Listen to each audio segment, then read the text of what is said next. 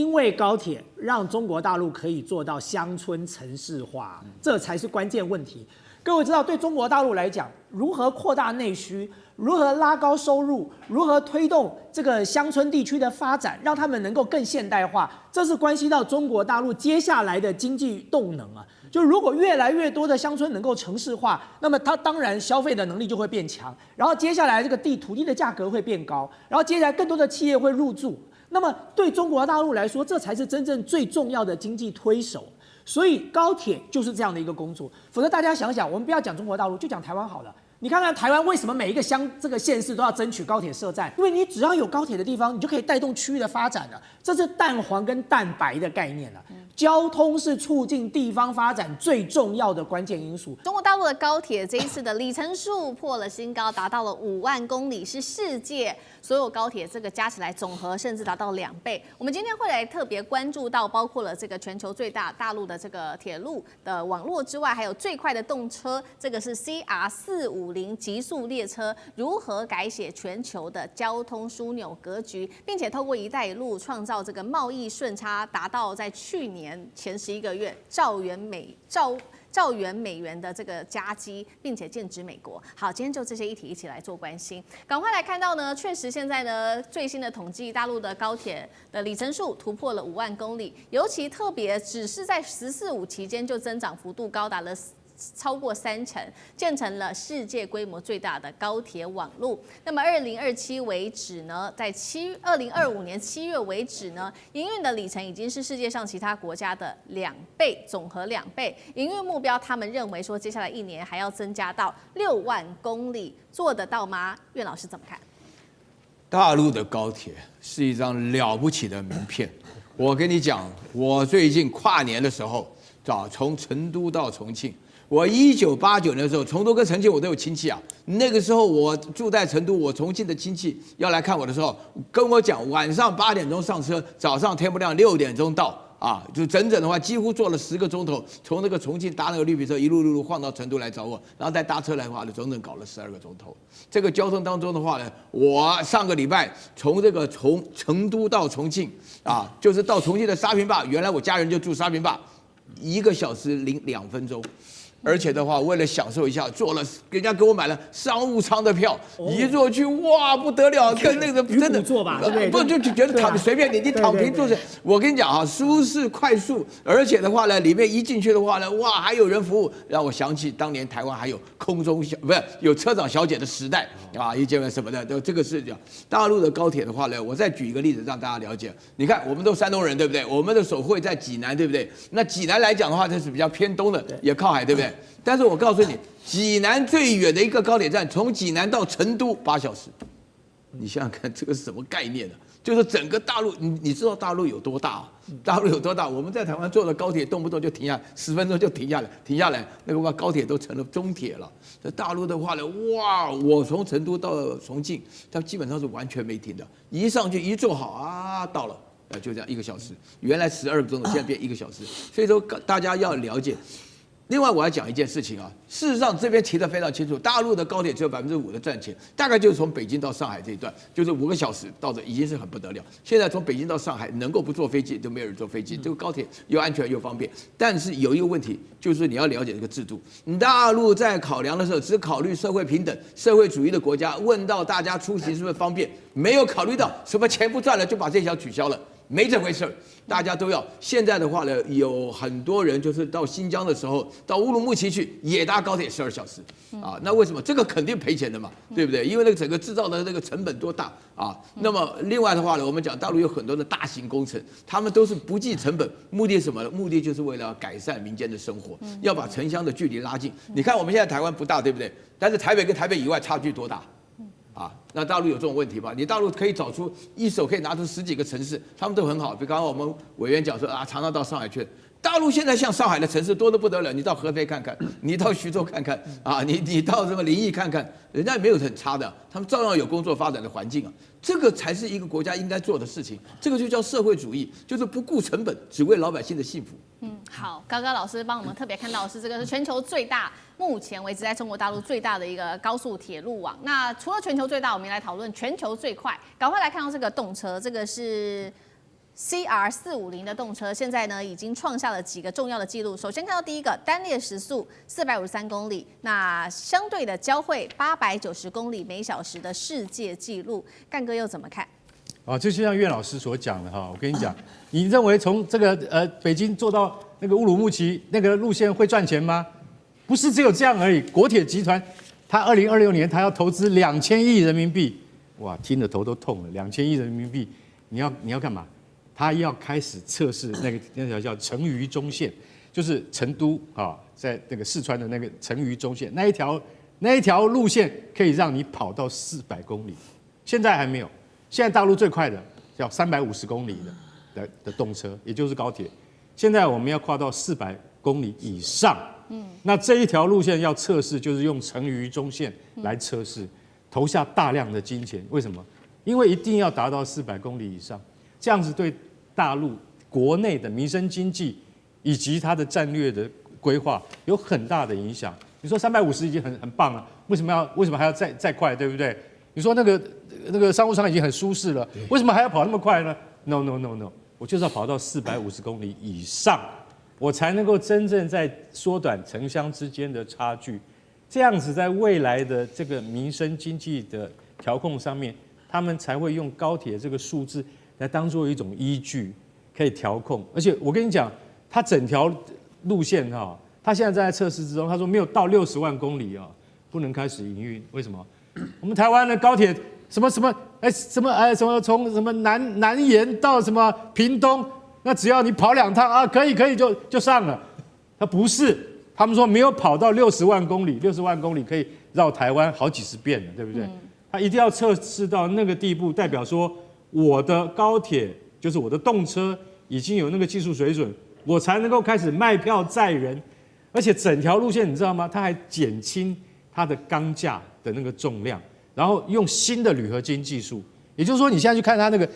你光看那个火车，就不是火车啦，高铁那个车厢，你光看那个车厢，你就会觉得说非常流线型，非常摩登而现代化，对不对？没有，它现在连那个铝合金材质，它都尽量把它减轻，而且它还有什么？就是说你到站的时候有转换站的那个设施有没有？它连那个材料，它都把它轻量化了。所以你就然后再加上一定要的人工智慧将来这一条路线上面的动车都是用人工智慧来操控的。现在人工智慧也许你可能会发现，在就是说，就北京到上海啊，或者上海到浦东啊这些路线上面，你也许看得到一些应用。但是将来像它这样子的，就等于是极速高铁，它完全是用智慧化的控制。那我们到时候会看到更令人日新月异、更不敢想象的特别新颖的技术在我们眼前展开。是好，所以我们看到大陆的这些新技术之下，许多媒体也报道，现在大陆的这个高铁的技术已经超越了日本跟法国。但是当然了，还是有一些媒体去酸有关于大陆的国铁，他说呢存在庞大的一个负债。这是来自于《明报》的报道，他说中国大陆的国铁总负债6.2兆人民币，只有5%的高铁路线是有盈利的。那大家就在看说，为什么在这样的情况之下，大陆要背负这么大的债？当然，日经就出来帮忙解释，他说呢，2025年大陆靠这个贸易顺差45%都是来自于“一带一路”的国家，占比超出美国出口的24%，是历史新高。而且呢，在去年前3季，尤其是到11月以前，大陆更是创下1兆美元的贸易顺差。靠的就是这一些“一带一路”还有这些基础建设的输出，委员怎么看？这是成为对抗美国贸易战的一个重要的一个项目吗？这当然是啊，这牵涉到很多的问题啊。我们先讲对内啦，对中国大陆来讲，它的运营高铁根本就不是为了获利啊，它的运营高铁是为了要解决刚才苑老师、刚才干哥都提到的民生的问题，解决民众最基本的需求、交通需求问题。更重要的一点是，因为高铁让中国大陆可以做到乡村城市化，这才是关键问题。各位知道，对中国大陆来讲，如何扩大内需，如何拉高收入，如何推动这个乡村地区的发展，让他们能够更现代化，这是关系到中国大陆接下来的经济动能啊。就如果越来越多的乡村能够城市化，那么它当然消费的能力就会变强，然后接下来这个土地的价格会变高，然后接下来更多的企业会入驻。那么对中国大陆来说，这才是真正最重要的经济推手。所以高铁就是这样的一个工作。否则大家想想，我们不要讲中国大陆，就讲台湾好了。你看看台湾为什么每一个这个县市都要争取高铁设站？那我高铁设3站不就好了吗？就台北、台中、高雄就好了。为什么每个地方都要？因为你只要有高铁的地方，你就可以带动区域的发展了。这是蛋黄跟蛋白的概念了。交通是促进地方发展最重要的关键因素。这个我相信一般的观众都有这个概念吧？你买一个房子，你不会买一个交通不便利的地方啊。对台北市来讲，哪里有捷运，哪里的房价就涨啊；哪里没有捷运，你要房子卖贵一点都不容易呢。所以对中国大陆来讲，对内它达到了乡村城市化，它带动了整个中国大陆内陆的大规模的发展。那对外，它的一带一路最重要的一个目的，除了推动对外的贸易之外，更重要的是它突破了过去马六甲海峡这样咽喉的限制。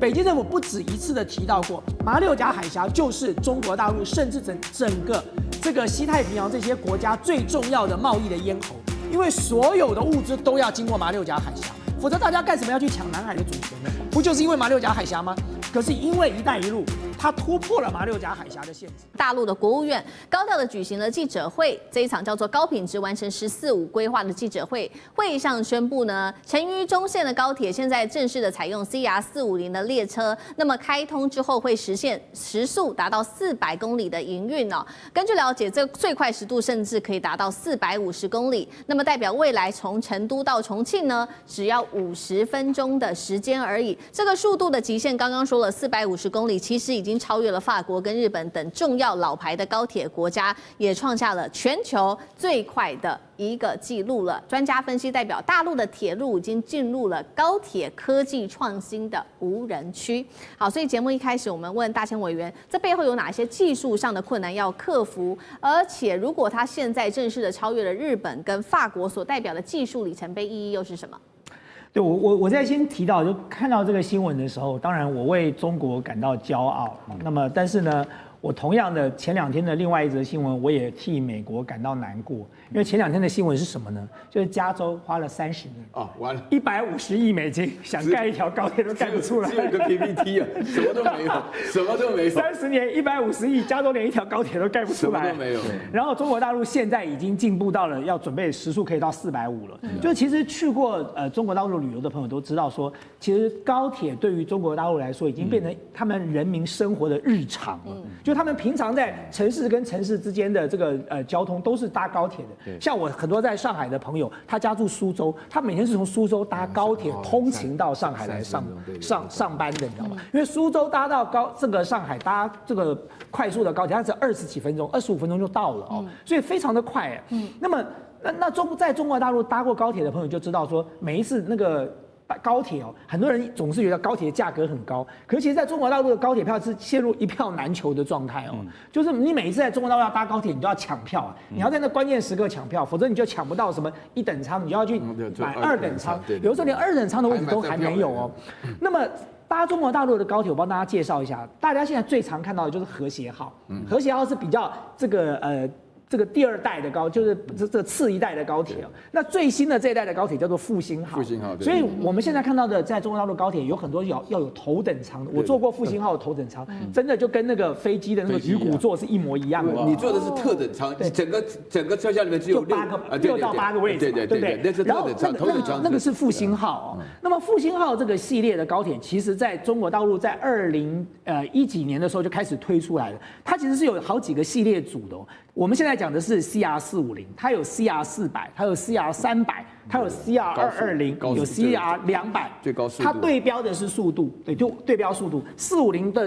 对标速度是400公里，然后呢，400的对标速度是350公里，300的对标速度是250公里，220的对标速度是200公里，然后200是对160公里。所以这个复兴号的这个列车组，它大概从2021年开始，它就要想办法把速度要提升到450公里了。要提升到450公里不是一件容易的事情哦，因为我自己学工程的，就是说你要速度能够到450公里，你要解决的第一个是阻力的问题啊，因为你的这个动力系统是有限的，你速度要变快。那你的阻力风阻就要降低啊，你风阻降低，你才能够把它推得够快啊。因此，它在设计上，它必须要把阻力降低。现在我们看到的 CR450，它的阻力已经降低22%了。那这个阻力毫无疑问的，就在它整个车型的这个流线的这个设计当中，它把它阻力有效的降低了。然后它要减重，因为你速度要变快嘛。你除非你要有更高的动力，否则的话你必须重量要减轻。所以 CR450大概已经减重了10%。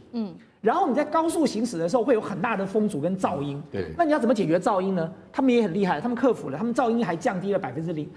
降低了2个分贝。所以相对来说，它阻力减少了22%，重量减少了10%，噪音又再降了2分贝，就是现在大家看到的 CR450。CR450先不要讲别的，它光是北京跟上海，其实过去大家在北京跟上海之间搭我们这个中国大陆叫动车嘛，我们叫高铁，搭高铁其实就已经很快了，4个半小时。4个半小时已经很惊人了。你想想看，你在上海，你现在去搭飞机，你要先到虹桥机场，然后再 check in， 再等飞机，飞到那里去之后，再到这个北京的市区，那你还不如从上海直接搭高铁就过去了。对。那么，但是如果它还能够缩短到2个半小时的话，那就更惊人了，不得了。那就必然可以把中国大陆城乡之间的这个距离再缩得更短。我觉得这是中国大陆非常了不起的一件事情。它就是因为有高铁，所以它可以让乡村城市化，它可以推动让所有的人民都富起来。那么其实这是一个循环的，就当乡村城市化，越来越多的民众富起来之后，它内部的购买力就变强了，于是它的内需力就提高了嘛。就这一次我们看到的它5.3的这个经济成长率，最主要带动的力量就是内需嘛。所以高铁的建设是早期的铺路，到后来我们所看到的像这个共同富裕这些政策，他们在做的都是同样的事情，就是想办法让中国14亿人富起来。好，所以我们看到高铁乡村城市化的之下呢，在技术上面有所突破。那现在到底跑了多少的里程数？这边也做了一个统计，总共是达到4.8万公里。覆盖全中国大概97%的大城市都有高铁。那其实呢，现在在全国已经修建了共16万公里的铁路。大家可能会觉得，16万公里有什么特别之处吗？其实，在100年前，孙中山提出过建国方略，就定下了说全国要修建16万公里的铁路。并且以5大铁路系统把大陆的沿海、内地边疆给全部连起来，这样看起来是已经完全实现了。苑老师怎么看这个重大突破？我真的是非常感动啊，眼泪夺眶而出啊！我考大学有考三民主义啊，建国方略的时候，我们在考试的时候都拿来当梦想在考啊。我告诉大家哈，孙中山的期待变成现实啊，这代表什么意义？刚刚讲到巴西的法官了，动不动就是取消你签证，动不动不让你来哈。你这个国家如果活得跟粪坑一样的话呢，你就很想到美国去。大陆现在的情况下来讲，这是一个最重要的改变。第二个，为了这个改变呢，因为我自己坐这个复兴号，才刚坐过，我从沙坪坝就是重庆坐到成都东站，我才刚坐过300公里，1个小时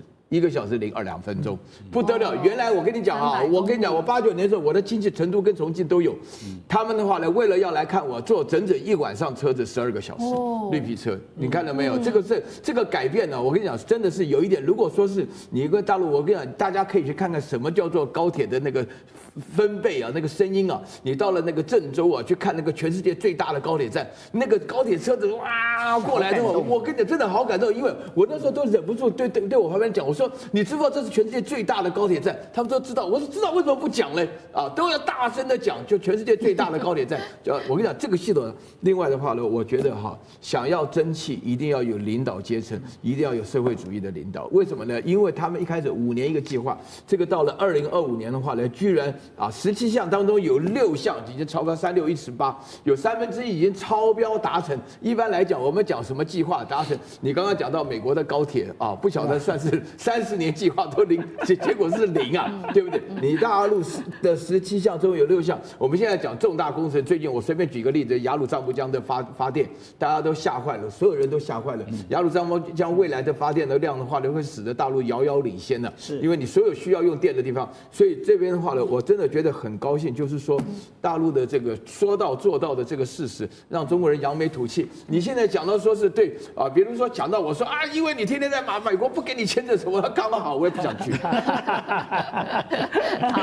是不是这样子？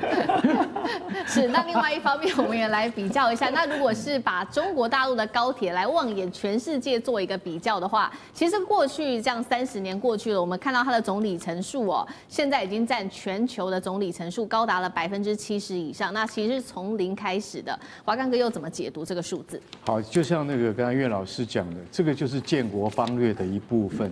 国父在孙中山先生当初在讲建国方略的时候，他绝对不会想到说，这个理想必须到最后由这个我们现在的中国共产党来实现，这是很难得的。为什么？你要知道，我随便举2个例子好了。高铁现在，中国高铁现在是70%以上在世界的这个总量的。那你知道上半年丢了多少钱在里面吗？绝对不相信，3500亿人民币。也就是说，它是实实在在的盖出来的，而且你知道。它专门盖在很难盖的地方。好，我们来关心中国大陆的国产高铁这一架呢，这个高铁叫做 CR450的高铁列车，我们看到画面上正式的在29日这一天呢亮相了。那什么时候营运呢？根据了解是在明年就可以正式来营运之后，它的时速非常的快。400公里哦，会是未来全球最快的高铁，速度这么快，代表说未来我们坐在高铁上面的时候，望向窗外的这些风景，可能都会变得更有意境，因为几乎是非常快速过去，稍纵即逝的感觉。具体的时间，它可以为交通省下多少时间，这个是关键。那现在呢，根据媒体的报道，深圳到北京呢只要多久？5.5个小时。另外呢，这个上海、北京变成一日生活圈了。现在说坐这个高铁2个多小时就可以抵达现场了。那高铁的速度是重点，其他它有一些比较关键的一些指标，包括他说它在运行的能耗上会变得更好，而且车内的噪音会降低哦，降低大概达到2分贝左右。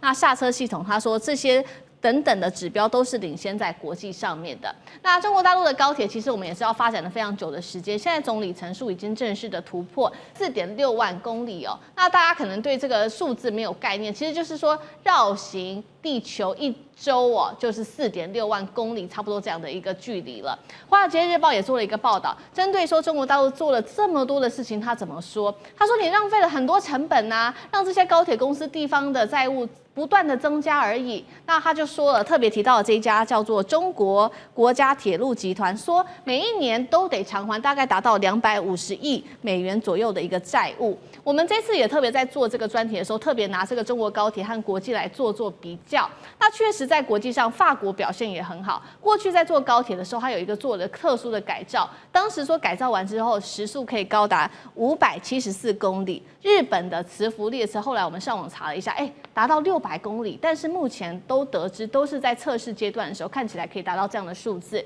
未来中国的高铁400公里，这个是一个比较扎实的数字，未来确实可达的一个数字哦。所以我们赶快节目开始请教委员来怎么看这个高铁 CR450，全球最快，也象征中国高铁的一个重要的一个巅峰。但是西方媒体说会陷入的债务的风险，您有怎么解读？我来算给大家听哦。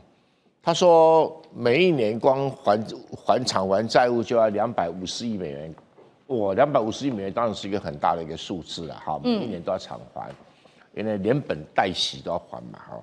那可是你把446000公里一除的话，每1公里要还54万美元，这样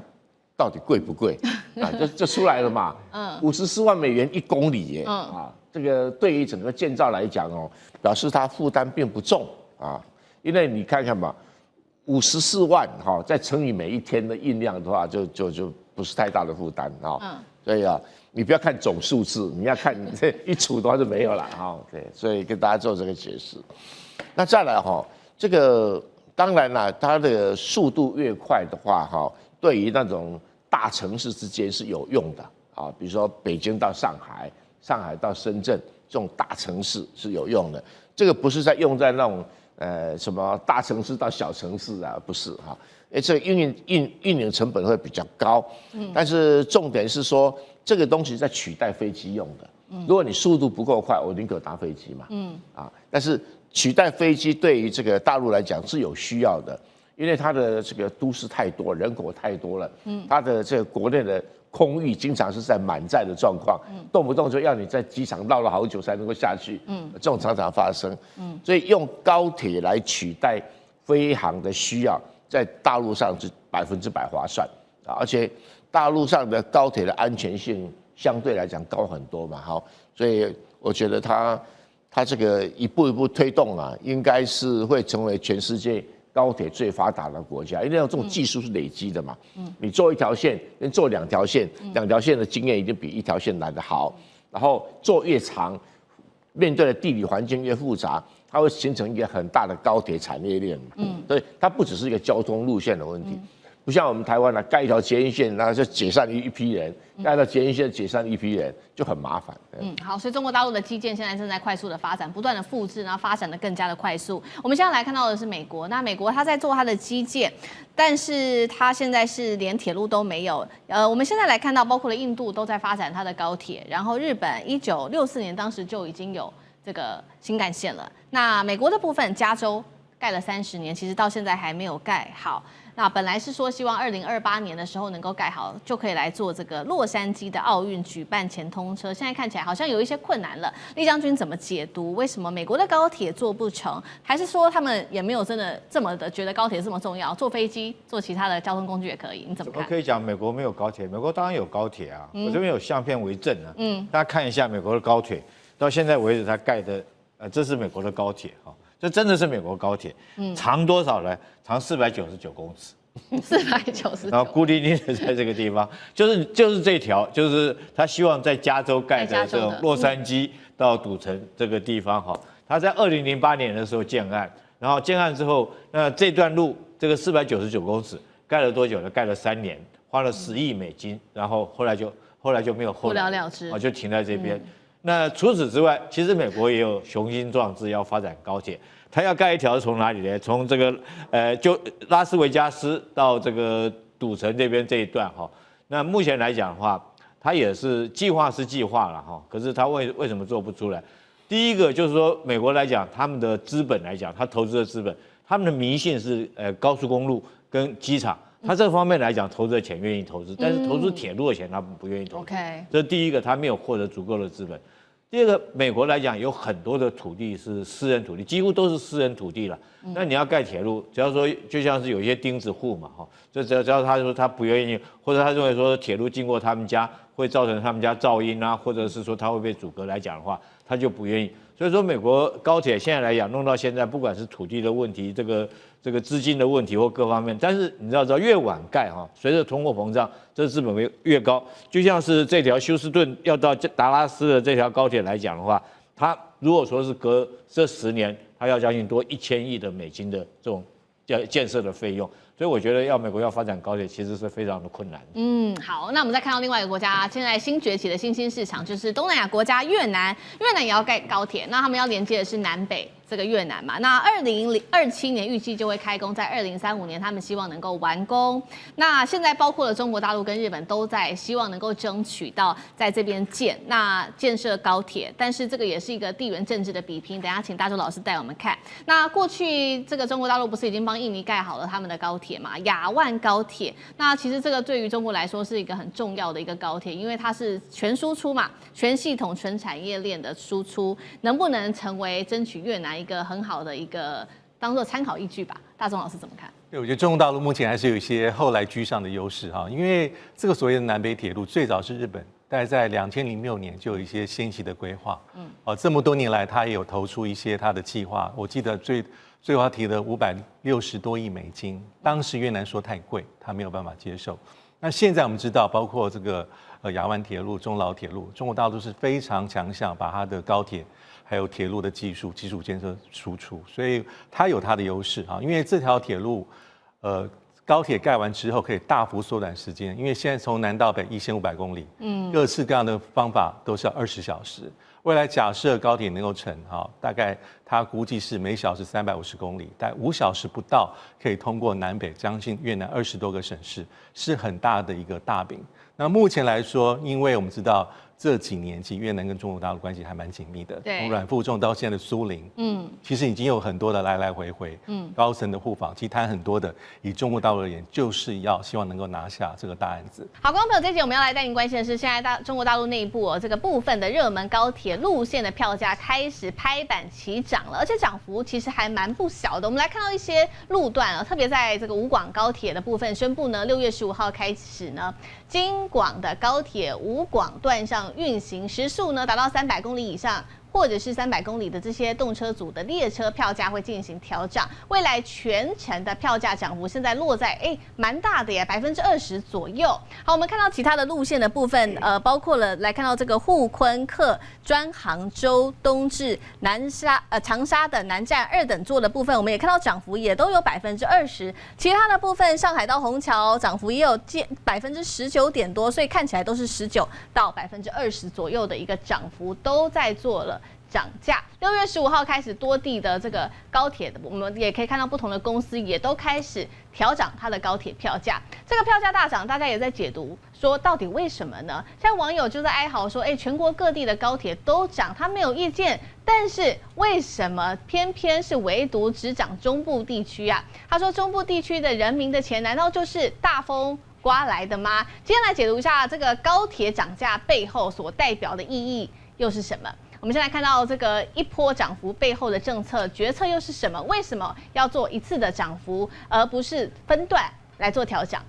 委员怎么看？我想去过中国大陆的朋友都知道，高铁几乎已经成为中国大陆在交通上肩负起非常重要角色的这个交通工具了哦。就在这过去15年来，中国大陆在原本国际社会不看好的情况之下，到今天把高铁成为中国的另外一个奇迹。你看到中国现在遍地的高铁，随便一个这个大的这个高铁站哦，一排这个轨道大概就可以并排个8到10台高铁。对。那么你再看看美国盖了100年都还盖不出来一个高铁哦，就是坦白讲，高铁的确算是中国的奇迹，也是中国人的骄傲。那么我特别看了一下这则新闻的后续的发展啊。那么因为央视也针对了这一次的这个部分的高铁的涨价的行为，对于这些高铁的营运单位进行了访问，所以这些营运单位也说出来为什么要进行涨价，而且要一次涨足最主要的原因。但最主要的原因，第一个原因是因为从2009年开始，这些高铁陆续上线之后，票价一直都没有做过大幅度的调整。那么在营运成本上，在一些相关的维修工作上，在提高服务品质上，他们恐怕有必要做适度的票价调整。但是第二个最主要的原因是说，大家现在看起来好像调得很高，调了20%，调了几乎都到20%了，19、20。但是这些营运单位也提到说，他们的操作模式这样了，他们想把票价一次调足之后呢，让票价更有弹性的来进行折扣的这个处理啊。也就是说，他们平常在这个运营过程当中，恐怕不会这个以全额票价来计价的。比如说，我看到的某一家这个高铁公司就说，他们大概就打55折卖了。所以以55折的票价来算的话，还比还没有涨价的这个票价还会再低一点点。所以也就是说，当它票价拉高的时候，它就有更大的折扣弹性了，它可以有不同的组合来操作。那么有利于他们将来在运营这个高铁的过程当中，借由这个价格来做调整跟这个操控的一个重要的机制。那么第二个就是说，因为这件事情也引发了大陆网友的全面的反弹哦，就是其实大陆网友反弹的声浪还蛮强烈的。那么因此，我认为北京政府也不可能无视于一般大陆民众对于这个高铁票价涨价的这些意见啊，所以我也不认为说它一次涨足之后就真的以这个价格来出售了。对，所以我会认为说这些高铁的营运单位的这个接受央视访问的说法恐怕比较可靠啊，就是说当他们现在涨高了，虽然引起了民怨，但是他们只要随后告诉大家说别担心，我接下来卖的票都是55折什么6折哦，那么不会卖你100%的全额票价的。那么在这种情况之下，民众的怒气可能就会稍微缓和一点了。但是中国大陆的学者针对这件事情有提出建议，就认为这种因为牵涉到这个民生、这个生活日常很重要的这些像交通的这些运输成本的这个调整过程当中，恐怕要跟民众有更多的沟通，那么才会能避免造成民怨的反弹。所以我觉得看现在整体的这个发展。我会认为说这个问题当然会引起大家一时之间的紧张跟民怨，但是这个相关的单位大概也已经体验到了这样的一些讯息了，所以他们尽快会采取一些弥补的措施。是好，如果高铁票从2009年之后就没有涨过，现在也要涨上来，也是跟着它的这个整体的营运支出跟服务品质一起涨上来。不过我们来看到另外一位是这个来自于东北证券首席经济学家傅鹏，他又做了怎么样的分析？针对票价的部分，他说呢，现在有几个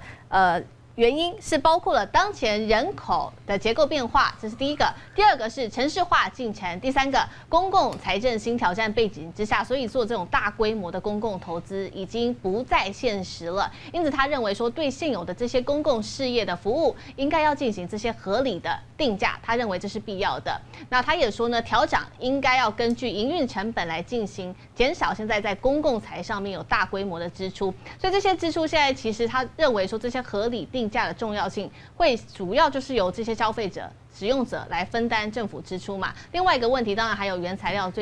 近年来都是暴涨。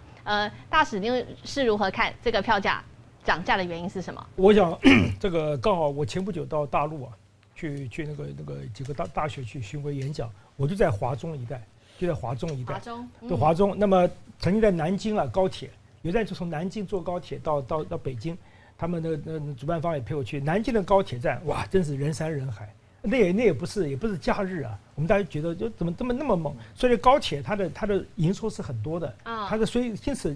一般的大陆的那些乘高铁或者观光或者去洽公或者去旅行的人呢，他们说我们台湾有句话叫报复性的消费啊。今天是不是说大陆当局来个报复性的涨价？我觉得这是把它简单化。事实上，大家只看那个网民都看你的票价表面，事实上在之前呢。当然，高铁是头一次这个调整价格。事实上，他们大陆的国铁属于国家铁路集团有限公司。那国铁在2021年的6月份，他们在3年前呢涨过价，把他们一些那个所谓的他们叫普速列车、普通速度的列车呢也涨过价。他们是前年6月，大概3年前6月涨过一次，那涨幅呢是10.70%，不像这次20多。可是我也必须要讲一下，那么这次呢，他们这个新闻，其实我在那个南京的时候，他们就跟我讲说，他们现在高铁开始要涨价。事实上，我在车上跟他们聊天，他们说涨价不是一次性的，他们的目的主要是打破过去这些年来，尤其高铁方面说单一的票价制，一个价钱就不动了。事实上，你要去细看的话，我觉得大陆现在开始走这种市场制了，有资本主义的，把它做得细一点。比方说，我们过去台北记得早年计程车，有计程车有夜间行驶的那个价位，就跟上班时间就不一样。但美国也是一样，你在一个不同的时代，所以他们说现在呢，你不同的季节，当然高铁有的季节是淡季，跟没人坐。比方说那个旺季的时候做了很多，像什么青康藏那边也有高铁啊，坐的人不多嘛。你不是价钱不是 apply to 每个人，所以它有不同的季节，还有不同的日期、不同的时段的，都要客流并不一样的，客流并不均衡，所以要实行这种弹性的、灵活的。刚刚我也讲了折扣，它也需要折扣，贵半降来。那么折扣不是黄牛票喊价意思，而意思在某个时段，比方是那个不是那个尖峰期给你降价，它有利于啊。它的那个票价的一个机制的调动，所以我这边要念一段词话，我觉得它是透过这个价格的杠杆，透过这个 pricing 这个杠杆呢，来合理的搭配这个运能跟需求的这种关系。这是大陆现在开始学聪明了。当然，那个傅鹏讲的话，也就是一个财政的基本的一个教科书上讲的嘛，有反映价格了，反映的成本呢，而且现在你刚刚也讲到，大陆现在它的那个民众也好，或者它的那个用人费，还有设备、高铁的那个维护费等等零件都需要价都通货膨胀，全世界的那个工业嘛。都推演，所以它能不涨吗？我们台湾这些电价也涨嘛，油价也涨，所以呢，它是，而且还有一个很有趣的是，有些高铁的行驶的路段啊，旁边那个轨道啊，我讲比较简单，它是普速列车在走的，A 处到 B 处啊，同样的轨道距离也差不多，只是普速稍微慢一点，可是高铁快一点。可你要赶时间，你又不愿意花，你要赶时间，你坐高铁。就是使用者付费嘛，可你要不赶时间，同样的一个直线距离走慢点，就普速列车嘛，可以走，那票价就便宜很多，就让一个很弹性的一个，所以它的那个内部还是有一些那个细部要去了解一下。我们只是就那个涨价了我们就骂你，但不是那么单纯的。我这方面就需要这个大陆当局呢，要还进一步的沟通跟民众，不然的话，他在之前我听说在去年年中的时候，曾经要酝酿高铁涨，可怕在目前在引起民怨的，而且这个上海风控的民怨和刚刚恢复过来，你再加油添火，让老百姓不高兴，再把它延到今年大概6月开始实施。是好，从高铁我们可以看到，它现在逐渐走向这种市场机制化，然后一切的细节会变得更有弹性。那我们也持续来关心现在中国大陆的内需到底表现如何。我们从5.1节日来观察。现在包括了在国内的旅游、出游人次还有花费上，都较疫情前成长。好，来看到几个数字，第一个是国内出游人次达到2.95亿人次，年增幅7.6%，已经比疫情前2019年相比成长28%。再来是国内游客出游总花费人民币1668亿元，年增幅12.7%，同样较疫情前是有所成长的。所以我们要来看到说，这次5·1旅游呈现的动能，我们可以代表说，现在内需开始亮起绿灯了吗？是有看到这样的动能吗？还是说，其实存在哪些隐忧？将军怎么看？我认为是保持平盘，并没有亮起绿灯。因为我们可以由3个因素来分析。第一个因素，我们可以知道，这3年了，因为疫情的关系，现在疫情结束了，告一段落了，然后大家会有补偿性的心态，多多去玩。因为我闷了3年了，现在解放了嘛，我们赶快去补一补。我们3年哪个地方没有去？我们不是3年前有计划吗？这个时候来一个补偿性，那我们台湾叫做报复性出游了。那在大陆上，我认为是补偿性，是心理补偿嘛。我们要去3年闷在那边嘛，那说要2023年大爆发，大家赶快出去玩，补以前的不够。我们以前3年前有约定，那这一次我们现在刚好恢复，我们出去。我认为这是补偿性产生的一个经济效益。第二个，我认为是因为通膨的因素，因为通膨的因素，大家都涨价啦，你花同样东西，但是问题贵了。突然感觉到怎么是成长，那是因为贵了嘛。除了房子跌之外，都贵了，鸡蛋贵了，油也贵了，什么都贵了。那是这样子，所以你开销就变多了。车票也贵了，住旅馆也贵了，这个样子。比如说同样，但是问题都同样的天数，同样的旅程，但是问题就是增加变多了。第3个，我认为这个是因为认为是因为私家车多了。因为大陆实际人口有一半家庭是有自家的。好，这样回来聊聊全球瞩目哇，等了3周，那个男人终于现身了。大陆国家主席习近平19号上午呢，他会见了来访的越南国家主席苏林。这是苏林上任之后的首度出访，他就献给了中国大陆。那全球现在观察的是说，越南一直以来秉持的竹子外交政策会不会出现关键变化？还有，这似乎也凸显了苏林对中越关系的重视。我们来看到最新曝光的照片，真的看到他了。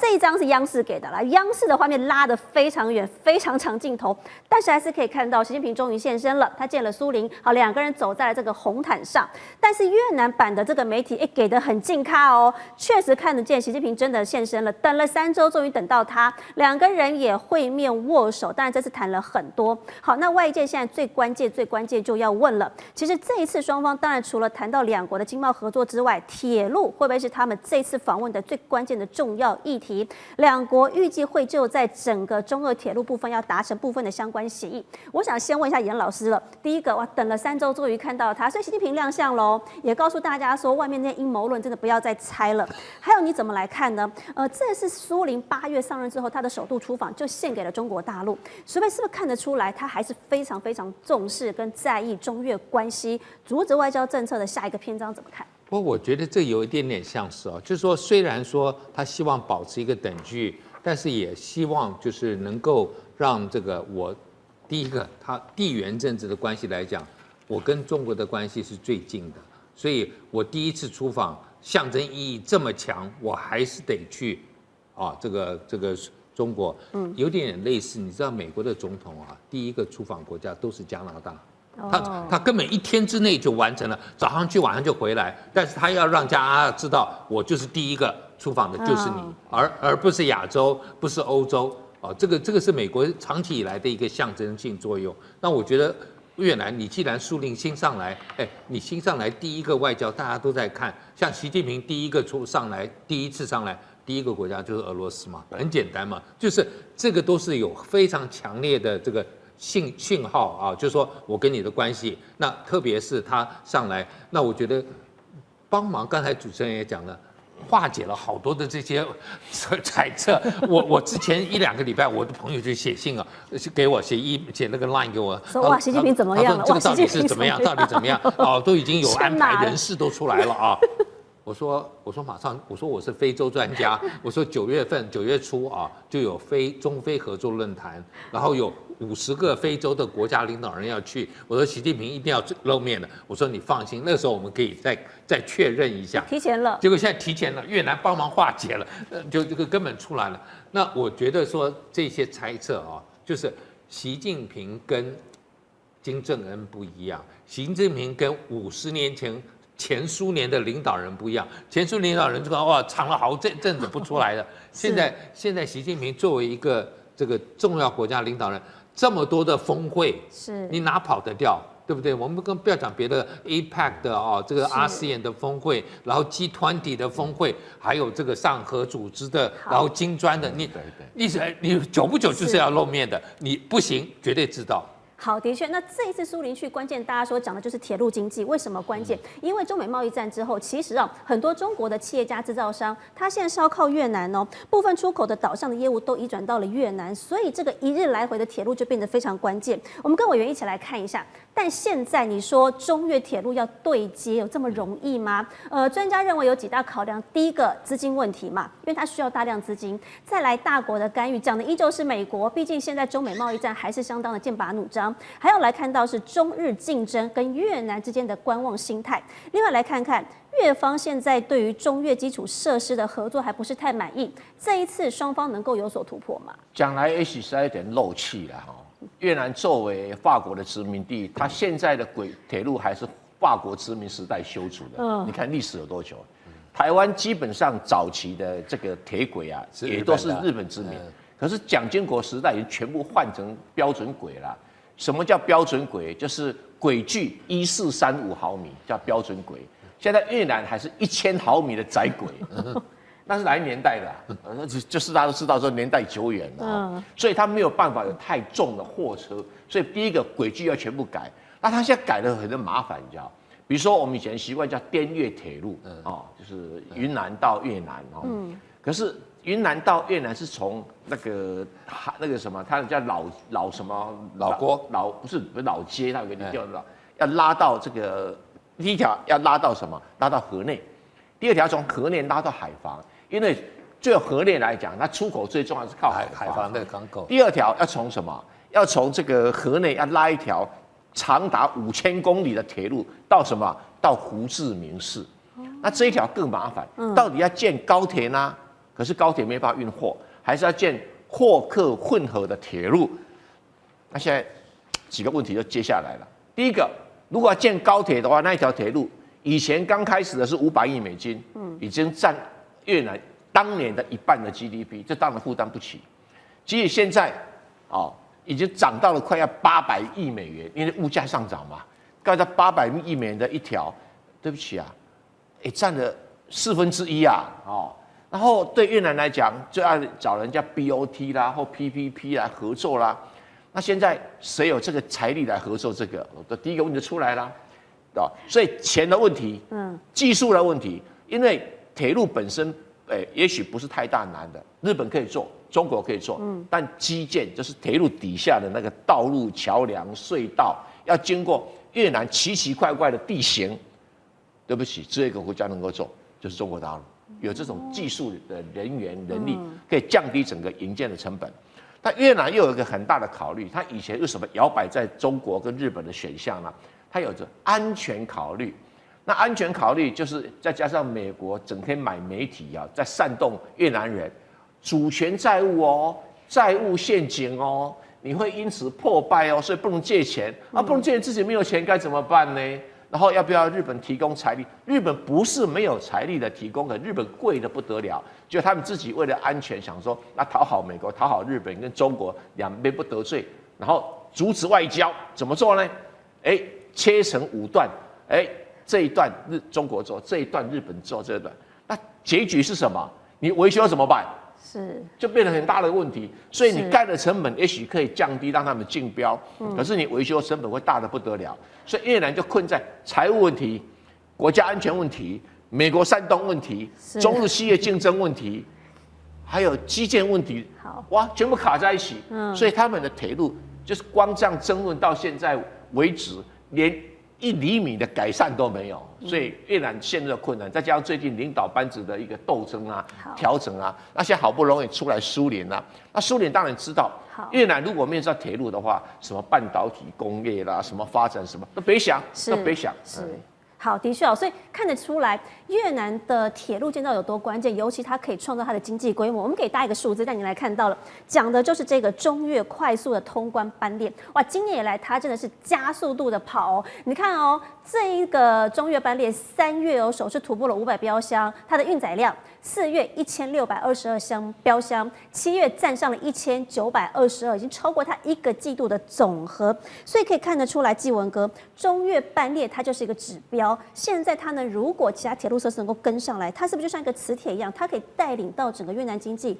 直接往前飞？这个当然，特别是中国和越南之间，它的经贸关系其实非常的密切。不只是越南很多像农产品，很多一些这个半成品，甚至从原料等等，是双方是互通有无的。也因此双方的整个经贸，事实上物流是在里面扮演一个很重要的角色。当然，我因为过去因为这个到大陆参观，我曾经参观过成都的铁路港。对于所谓运用铁路以港口方式营运，其实印象很深刻。所以铁路港就像我们基隆港或高雄港里面停船只，但铁路港里面就停火车的这个铁轨，还有很多机车头，那很多这个吊杆或者一些这个货柜卸载装备，它就是吊挂火车承载这些货柜集装箱，然后进行相关的输送，而且里面有各种保税区，还有各种检验核实的这种机制和设备。因此未来广设这样的一个大陆和越南之间，这是绝对的。但现在来了，你这些这个端点的基础设备有，但你物流的这些道路，以现在越南刚才蔡委员讲得很清楚，你这种铁路负荷完全达不到标准。我想越南也是很想改善，但它没有技术。特别我们都知道，越南北部它的地形就是和广西或云贵那个地方其实差不多，很多复杂的丘陵或者很难克服的地理环境。这个部分确实，我认为欧美可能都没有办法。那只有中国大陆它自己境内很多复杂的地形，它一一克服高山，克服深谷，你才有良好的铁路建造的能力。因此这个部分，我认为越南其实未来在这个部分还是绝对要有求于中国大陆。但现在中国大陆其实摆开的态势就是很简单，你越南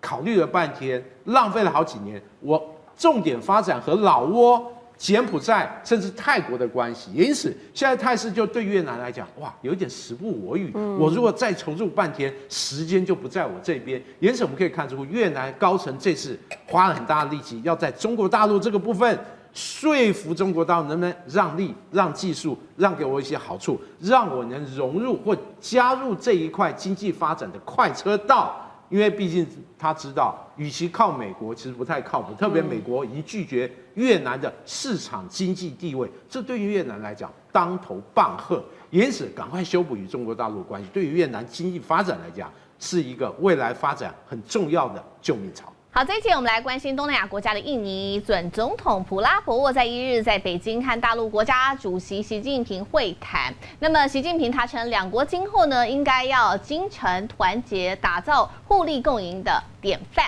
好，紧接着2日呢，这一次呢，普拉博沃会面的是和国务院的总理李强来做会面。我们特别来关心到李强，他说中方愿与印尼维持高层交往良好趋势，运用各层级对话机制来加强政策沟通。进一步，他说双方要强调的是加强在“一带一路”政策上面的倡议，还有接下来印尼发展的战略来一起做对接。好，这一期我们要来带您特别关心到是印尼被视为是下一个即将崛起的亚洲之虎，在准总统普拉博沃正式上任之后，外交政策上将如何在美中之间做选择？中方又如何作为选择印尼作为东南亚国家中的一个重点经营大国呢？好，先来了解普拉博沃他在当选总统之后，我们可以看到他首次的出访就选择了中国大陆还得到了习近平还有刚刚我们看到李强他们的高规格对待，这对之后接下来双边关系有什么样子的利多？刘老师。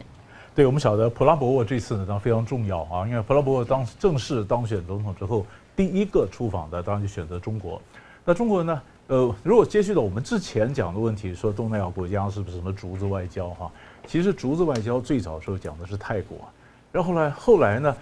越南也说，我也是竹子但是印尼从来就不是竹子。因为呢，竹子是你在两边的选择，印尼是大，印尼基本上呢，它是要讲独立的外交。它也许在美中之间是怎么样的凸显它的重要性，可是它是东协里面最大的国家，也是最重要的一个国家，最重要的国家，所以他认为它是一个锚，它是一个支点，它的海洋政策是整个支点摆在这边。而这边呢，所以过去佐科威或者到现在还是佐科威了。佐科威总统的整个政策呢，他是亲中啊。那普拉博沃选举的时候呢，他说我是延续佐科威的这个政策，延续佐科威政策。那所以当然呢，中国大陆呢就非常重视。好，那我非常重视这个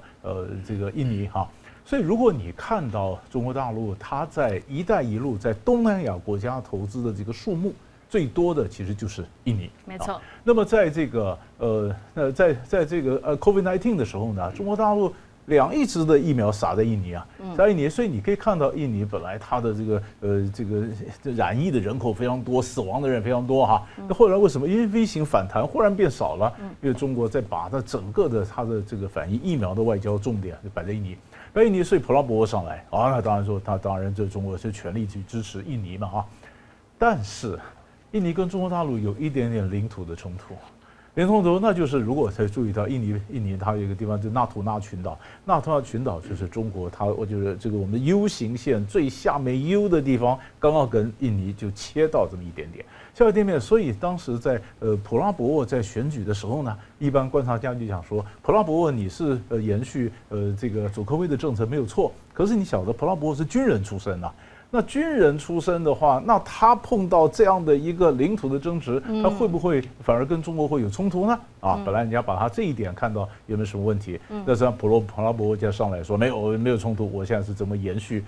这个佐科威的政策，所以这个点可以看得出来很清楚。那我们可以看到未来接下来都是比较亲中远美吗？我们晓得在国际政治上啊，有几个国家被认为叫摇摆六国，摇摆六国，比如像土耳其啦，比如像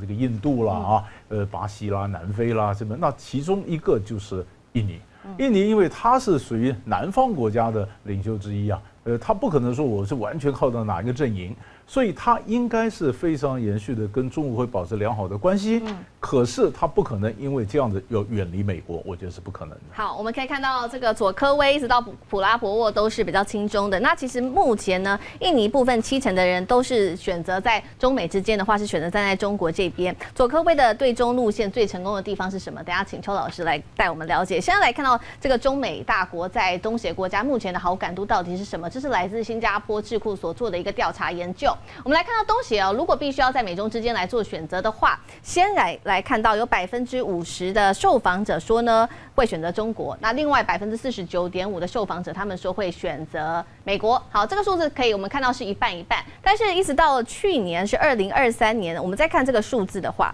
也就是在较前一年做相比的话，出现了重大变化。40%的人是选择站在中国这边，但是60%的人会选择美国了。那我们看到在特别东协国家当中，比较支持中国大陆就是马来西亚占第一名它是愿意和中国结盟比例高达75%，再来就是印尼高达73%。好，佐科威是如何做到这个对中政策如此成功？邱老师怎么看？我觉得这个调查的时间点刚好跟亚万高铁，就是即将要通车之前的一段时间。那印尼，因为这也是印尼很重要的国家建设，所以印尼政府本身它花了很多的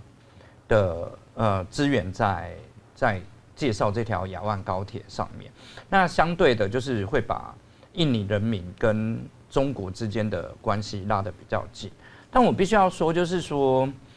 印尼它一贯的，我们很难说印尼是亲中或者是印尼是亲美。那印尼有它一贯的国家的外交政策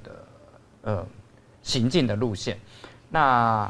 佐科威在很多的场合，曾经有很多西方记者就是去问佐科威有关于亲中跟亲美之间的问题。那佐科威其实他的态度也很明确，他就是对印尼来说，我们宁愿多一个朋友。对，所以我现在选边站，那对我的国家利益其实并没有很大的帮助，所以印尼希望可以跟美国成为好朋友，印尼同样的也希望跟中国成为好朋友。那为什么在最近的这段时间，中国跟印尼的关系感觉会比较亲密？我觉得很大部分一方面是因为印尼它必须要不断的去讲它的，因为国内政治的因素嘛，所以它必须要不断的去推销亚万的成功经验。那第二个就是因为印尼毕竟是东协里面比较大的国家，那对中国大陆来说，印尼在东协有锚定的作用，也就是印尼的态度决定了至少东协一半国家的对中国之间的态度。是，所以与其你去做其他的投资，那不如直接先抓稳印尼的这个锚定的角色。那我们也可以看到，这个策略基本上是成功的。那印尼也的确可以连带的，至少会影响东协里面至少一半国家对中国的态度。这也是为什么中国大陆先选择印尼作为经营重点嘛，是政治上面的一些需求。而且，就是我们以国际关系的竞争的方式来说，那同样美国要不要争取印尼？同样美国也在争取印尼，但是这就比两边可以哪一方的投资或哪一方愿意提供给印尼是印尼更需要的。那如果一样，我们代位思考，那如果站在印尼的角度，他这样子是不是最好的？他等于是两边，就是他跟美国就不亲也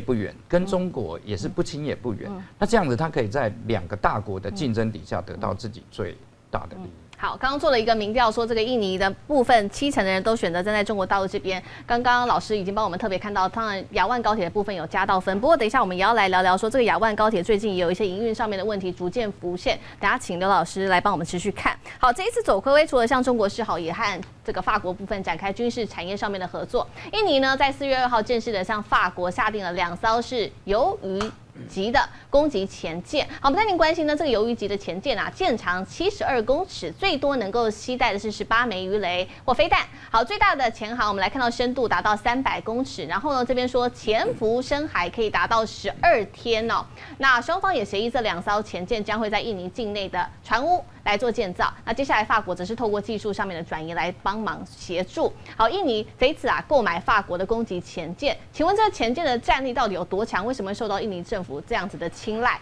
接下来会对印尼的海上力量增加多少？这个前舰呢，它本身它其实是法国海军一种很小型的核动力前舰，我记得红宝石啊，它的这个柴电的这个传统动力板。那这个船其实前一阵子啊，在这个澳洲啊栽了一个大跤啊，为什么呢？原本就是澳洲要跟法国合作，但是结果那个 AUKUS 出手，就是美国同意出售核动力前舰给澳洲。这当然对这个军事技术输出上来讲，虽然说核动力的这个攻击前舰跟核弹道飞弹前舰它还是有很大定义上的差距的，但是不管如何那个美国出了重手，让澳洲的这个单抢下来，其实让法国很没面子因为法国人其实在对外武器销售上来说，一直也认对美国的这种各种的这样一个倾销的这样一个方式非常的这个不满。那这一次好不容易在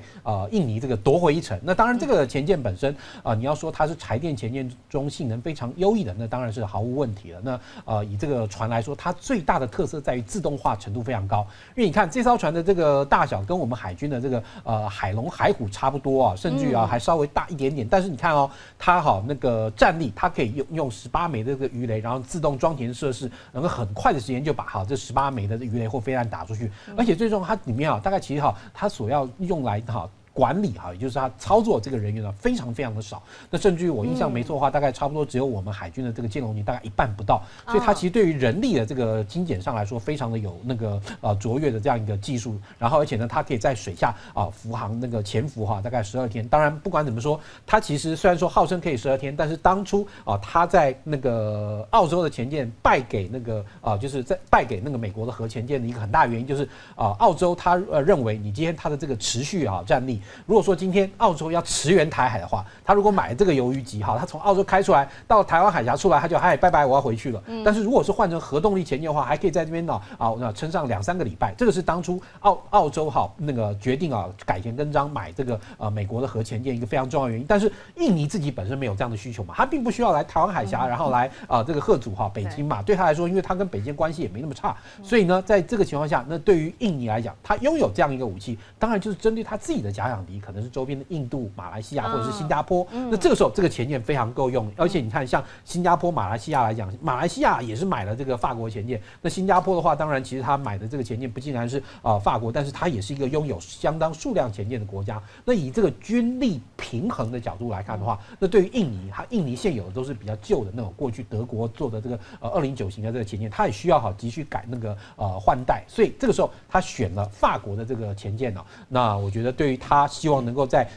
东协的部分，让他的水下战力至少跟马来西亚或者说跟新加坡有拼的这样的局面来说的话，他选择这个是很合理的一件事情。好，印尼选择这个在站稳这个东协这边的角色，这样子的话，他买的这个舰艇可以在这个近海的部分来做到一些嚇阻的能力。我们持续看到印尼除了和他国在军事上面的合作，刚刚提到的我们要来聊的就是这个重大基础建设和中国大陆的合作。好，其实呢，我们持续关心习近平他在会见印尼，刚刚提到了这个新任总统普拉博沃的时候，提到了亚万高铁，而且他特别夸赞说，两国的高品质合作的金字招牌就是亚万高铁。不过我们也来稍微带大家了解亚万高铁在通车之后也有一些的质疑跟争议。好，一共有几点。第一点，先带观众朋友了解到，亚万高铁当时呢斥资73亿美元来说要建造，但是我们可以看到它最后是超支了12亿美元，这是第一个。第二个，通车时间上面，原本规划是在2019年要通车，结果呢延到了去年10月，等于说是晚了4年。再来看到票价太贵了，大概是落在25到35万印尼盾之间，但是印尼人平均收入270万印尼盾。被批评说，一般人根本就做不起啊。那来看到的是雅加达的相关交通官员，他也质疑说，这样子亚万高铁啊，在30年之内恐怕都还是难以来盈利的。好，这个被称作是金字招牌的亚万高铁，但是现在营运上面出现一些问题了吗？那北京得要提出更多的补贴，才能让这高铁继续走下去吗？刘老师怎么看？对，我们如果看到亚万高铁啊，我们想中国大陆它的一带一路的这工程，有些工程是大而不当的华丽，后来变成蚊子馆啊什么这种有的。但亚万高铁不是，亚万高铁怎么样呢？因为首先第一个呢，印尼它非常重视它的基础建设，过去它没有重视，它的基础建设很差。他在这个尤多约诺总统啊，就是佐科威前一任尤多约诺的时候，他快任满的时候才想到，哎呀，糟糕，我们这个基础建设太差哈，所以赶快要基础建设。基础建设呢，不管是地铁，不管是高铁，不管是港口，不管是导的小飞机啊，那这个亚万高铁最早的时候呢，是日本人跟中国大陆两边在拼呢，对，就到底用新干线呢，还是用和谐号呢？后来决定说，日本跟印尼传统的关系是不错的。可是谈到建高铁的话呢，他觉得我还是用中国的啊，中国的对，因为他本来就说新干线太贵，新干线太贵，中国比较便宜啊。可是后来当然很多时候就不一样嘛，你说中国慢慢就变得比较贵了，好像你时间跟你想的不一样，拖了时间，票价又太贵，你讲的问题在印尼都有人提出质疑。可是问题是佐科威是觉得不是，这个很需要嘛，我们需要嘛啊，就需要它还是盖。还是盖呢？更重要的就是，如果习近平呢，他真的是把他认为说这是中国在东南亚国家的一个招牌，那一个招牌，他贴钱要把它贴出来嘛？他能让他破产吗？不可能嘛！他总是就好像几个招牌，跟巴基斯坦的中巴经济走廊，然后跟这个以后亚湾高铁，这是完全不能失败的一个烙有习近平印记的一个金字招牌的建设啊！所以我觉得有必要、有需要，但比较贵，但是票价贵，但是应该是中国是可以克服的。好，怎么说都是不能失败的，因为毕竟这个是一个金字招牌，对于习近平主席来说，我们持续看到现在亚湾高铁虽然有面对质疑，但是印尼总统佐科威持续在加码。通车后1个月，他说要再加码。这一次是说什么呢？在去年的11月他和中国国家铁路集团签订的延伸案。好，细节规划带观众朋友稍微了解这个新的铁路计划，从西爪哇大城万隆一直延伸到印尼的第2大城市泗水。好，它的路线总长600公里，将会是目前亚万高铁的4倍。印尼在这一次继续的和中国签约，规划把亚万高铁延长4倍，是否代表佐科威也非常的满意亚万高铁呢？那这也会为中印尼接下来带来多大的一个经济上面的效益？邱老师，我觉得这个亚万高铁这个案子比较特别的地方，就是我们知道现在在东协几个国家，其实像越南或者是印度也在盖高铁，那越南选择的也是日本的技术，印度选择也是跟日本合作。但是直到目前为止，就是越南的高铁案跟印度的高铁案到现在，我们完全没办法预期说这个2条高铁到底什么时候会完成。那这也是为什么中国大陆会把亚万高铁这个高铁案这么高度重视。他认为这是向东协这个集团里面的所有的国家跟人民展示中国在基建方面的能力，而比较的对象就是日本。那佐科威在即将卸任之前去做要延长亚万高铁这个决定，我觉得以印尼目前国家的经济实力，他们要去做这个决定，其实应该也是想了又想，想了又想，到最后他们决定要去做，那一定是他们对这个高铁对印尼的整体经济拉动的效果是有期待的，但是我们不知道这个期待是不是真的会落实。那主要的观察还是以今年印尼的 GDP 跟高铁相关的，它到底能够给印尼带来多少成长的动力？好，这一节焦点话题，我们要带大家来看到越南的经济起飞，但是基础建设还是相对的落后。为了加快新建高铁的脚步，越南政府呢上周宣布要修建这一条长达1540公里的这个南北高速铁路，总投资的金额呢是673.4亿美元。好，那根据越南快讯的报道，这一条高铁呢，它的时速是350公里，共会有23个站，还有5个货运站。那从首都的河内出发，途经呢会经过20个省市，终点是南部的胡志明市，所以形成了串联南北的高速铁路。那其实越南在20年前，当时就已经在讨论说要盖这个南北高铁，来吸引日本、韩国还有中国大陆等国的关注。但是呢，一直以来都是只闻楼梯响。如今越南盖高铁，确定要动起来。越南的交通部运输部的副部长阮明辉，他最近就说了，会透过国家的预算支出，而非呢依赖其他国外的贷款，就是要来盖这个高铁。他强调说，越共征之局呢，不再依赖外国了，因为向任何的国家贷款，其实也都会受到一些束缚。如果需要向国外贷款的话，那金额方面不会太大，要减少约束，而且有要求说把这个技术要转移给越南。好，虽然现在还不确定说这笔建设大单到底奖落谁家，但是从目前透露出来的一些消息，包括了中越2国领袖多次接触的这个新闻来看，杨老师您看，最终会落到中国大陆吗？如果以这个投资总额只有673亿来看的话，哈，我在想大概只有中国大陆能够吃得下。因为在2022年的时候，其实越南就跟韩国跟日本在谈这个高铁一样，那个时候是1570公里的设计，河内到胡志明市，然后呢时速当然都是要到达350公里的哦，350公里的哈，在2009的时候，他们就是越南跟日本呢就开始就合作了，因为韩国退出了。2009的时候，他们规划出来的整个预算是多少？是560亿美元。从2009的规划560亿到现在2024，居然只有673亿哈。所以第一个，我个人觉得这个673亿真的盖得好吗？我画了很大的问号。那或者是说，他可能寻求中国大陆这边的这些参与啊。然后用别的方式，他自己出资是没错，但是中国大陆有别的方式，比如说土地的开发或者之类，然后呢可以把这个造价压低。那但是为什么跟日本谈了2次都不成功？第一次完全就是钱的问题，因为那个时候越南没有那么有钱，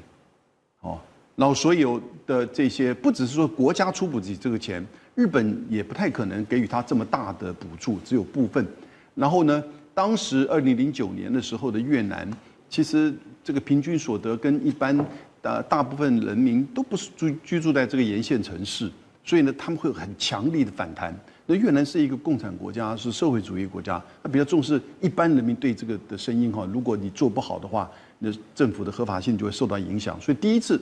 告吹，就第2次呢，是2015年的时候呢，日本跟越南又再谈一次。那同样的那个就不知道多少钱了，我找不到资料说多少钱。结果是什么？就日本这边现在开始那个时候退缩了，就担心越南政府的决心以及土地征收这些问题。所以我是觉得现在越南要做这个高铁，我觉得是应该要做了哈。这个对这个国家的认同、方便，然后呢运输都很重要。那但是以这样子个价格，它可能大概跟中国大陆合作，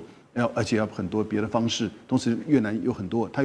有宽轨、有窄轨，还有标准轨啊，所以呢，这些轨道的这个统合都会变成一个挑战。是好，那说到越南如果要发展，我们要来看到的是在核电方面。最近越南科学技术部的部长黄成塔，他就带团到俄罗斯去取经，分别拜访了俄罗斯国营的核子企业，还有杜布纳联合原子核研究所。越南先前呢曾经考虑过要在宁顺省盖核能发电厂，不过2016年的时候呢，越南国会喊卡。但是缺电的问题还是频频的浮现出来，所以外资也很关切这个问题。如果不重视的话是不行。那越南是俄罗斯武器的长期盟友和买家，现在谈核电合作还找上了俄罗斯。那看到呢，上任2个月的这个越共总书记苏林，他誓言说要遵循阮富仲的这个竹子外交的路线。但是厉将军想请教您了，想要在这个美中俄之间要这样周旋，那越南想要如鱼得水，其实也不是一件容易的事嘛。其实我觉得越南其实蛮聪明的，他知道他在地缘战略上有他的优势，因为现在南海地区来讲，大概很多的海运都必须要经过这个地方。那这个能够控制这个地方，当然最主要就是越南跟这个菲律宾这2个国家有它地缘的优势。那但是中国一直主张说这个地方它拥有主权，所以在这种状况之下，越南当然形成各国互相争取的一个地缘战略重要一个角色。那去年来讲的话，我们都看到，从去年到现在来讲的话，美中俄3个国家元首都相继前去拜访。对，美国拜登，对不对？他不去参加东协的会议，他跑去越南去了，而且不但去越南，他还说，我跟越南之间，我们从这个全面合作伙伴关系要提升为全面战略合作伙伴关系。那中国一看不得了。对不对？你要这样子提升，那我也要提升。我们本来就是中越全面战略伙伴关系。那习近平紧接着去，习近平改成什么？我们叫做中越命运共同体。哎呀，你看谁比较麻吉？又更麻吉了一点。所以你就看得出来，越南这一套竹子外交的策略有没有用？当然有用哦，这我们必须要这样讲。那但是你知道，它跟俄国来讲其实是最好的。可是俄国毕竟跟它比较远，然后武器来讲，它如果要靠俄国，可能他没有办法这么远，因为俄国现在打仗没有那么大的能力。那跟中国来讲，希望能够建立彼此互信的机制。然后跟美国来讲，因为社会体制的不同，所以他们彼此之间还是存有一些怀疑。我如果跟美国买武器，会不会你国会有意见？所以我觉得越南来讲的话，他不见得都能够贪到便宜。那他在这边有点像走钢索，走得好他会很成功，走不好其实对他来讲也不见得很安全。是好，我们再来还要看到是越南，它作为3星最大的智慧型手机的生产据点。那3星在17年以来呢，在当地投入了超过30兆韩元，大约是223.7亿美元，被称为是越南国民企业。但是2024年的第2季，3星在越南手机市场的这个龙头地位让给了中国。更有一个说法说，越南背叛3星。那根据市调机构的数据呢，2024年第2季，中国 OPPO 在这个越南的市场首度超过了3星，以27%的市占率夺下了手机出货量的第1。那3星的市占率是21%，小米是以20%紧追在后，再来第4跟第5名分别是苹果还有 vivo。那3星在这个越南的手机市占率虽然是暂时被中国品牌抢走，但是呢还是持续的扩大在越南的布局。旗下的这个3星显示器就打算要斥资18亿美元，在越南的北部打造用在这个汽车和科技设备的 OLED 厂。不过中国科技企业呢也是动作频频。越南的贸易部就说，中国汽车制造商奇瑞已经跟越南一家公司来签署了一个合资协议，要斥资8亿美元建造工厂，抢先比亚迪一步。那此外，中国的太阳能板制造商天合光能先前呢决定砸下4.2亿美元。要在越南来进行投资。好，当地就有一个资深的经济专家，他说，在这个河内跟北京持续的加强经贸关系之下，他认为说，越南政府最终会保障的是这个中企的投资利益，而不是韩企。庄老师，您怎么看？确实，阮志孝有这样的一篇文章，但要看如何解读啦。首先，我们来看到中国跟越南的贸易优势在哪边？因为中国是越南的最大贸易伙伴，那出口方面是第2大，进口方面是第1大国。那么这是第一个优势。第二个优势呢，这个在中国政府的“一带一路”策略里面呢，越南是一个重点国家。不过呢，也有所谓的这个冲突的地方，因为在1970跟80年代，中国跟越南曾经爆发边境战争，还有这个西沙群岛的海战。那就韩国来讲呢，因为从首尔到胡志明市要3600公里，基本上没有任何地缘政治的冲突，也没有现实利益的纠葛，因为两个国家目前在产业上的分歧是非常明显的。韩国可以运用这个越南的廉价的劳动力，还有年轻劳动力，那越南呢可以借由这个来产业升级，所以基本上中国跟韩国各有优势。那回到阮智孝的这个论点呢，他是有提到说是先确保中企的投资利益，但他没有写说不确保韩企的投资利益，有可能是优先在中国，其次是韩国。所以这个